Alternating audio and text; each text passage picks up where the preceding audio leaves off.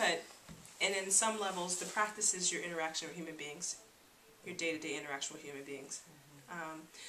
One of the greatest sayings I ever heard that threw me off when I first started studying Sufism is that, you know, when you get to a certain level, when a person starts progressing on the Sufi path, when you get to a certain level, you know, a person that falls away, a person who doesn't recite la ilaha illallah in a breath has fallen away. It's just, the idea is that it's a practice of oneness. It's a practice of total unity. You know, so in that sense, it's prayer.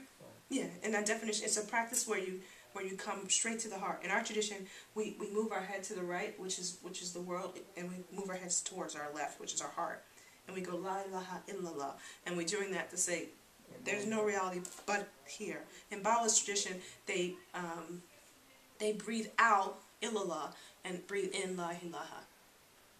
So they breathe in la ilaha, there's no reality, illallah, and they breathe out illallah.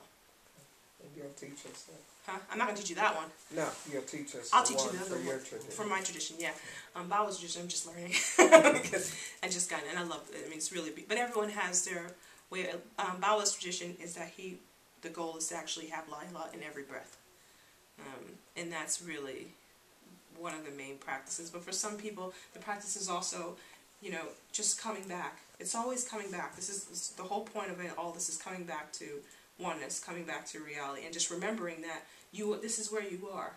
But when you're in the world and you're living your life, or you're by yourself and you're going through your mind with all the problems that you have and things that are bothering you and stuff like that, you go there, you're over here. One of my teachers, I had Sheikh Imam Faisal, who's like on CNN all the time now. But he's like this huge sheikh now. It's like, whoa. He was huge then, but like now it's like, can I get you on the phone? Can you respond to my email?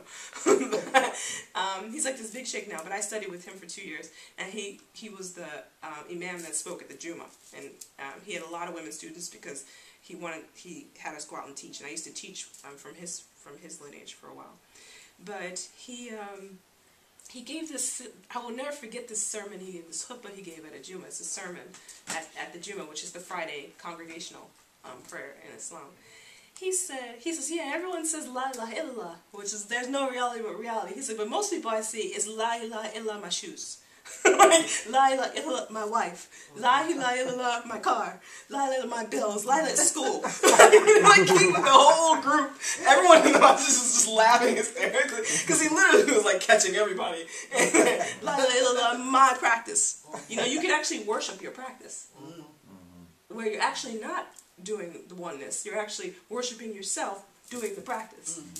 You know, which I believe was a large part of what I was doing for years, which is what fell apart for me.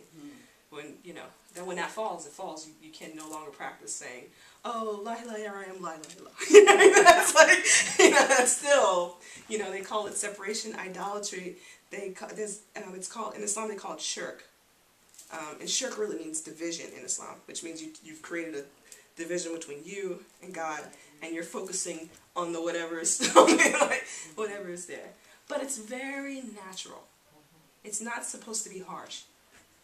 It's very natural as a human being, the way you've been taught in life, the way the world is structured, for you to think that your children are your world.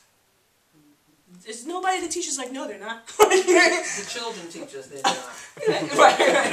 Right, but no one's teaching you that there's a balance that there should be there, and that actually there's a greater reality that is holding both of you.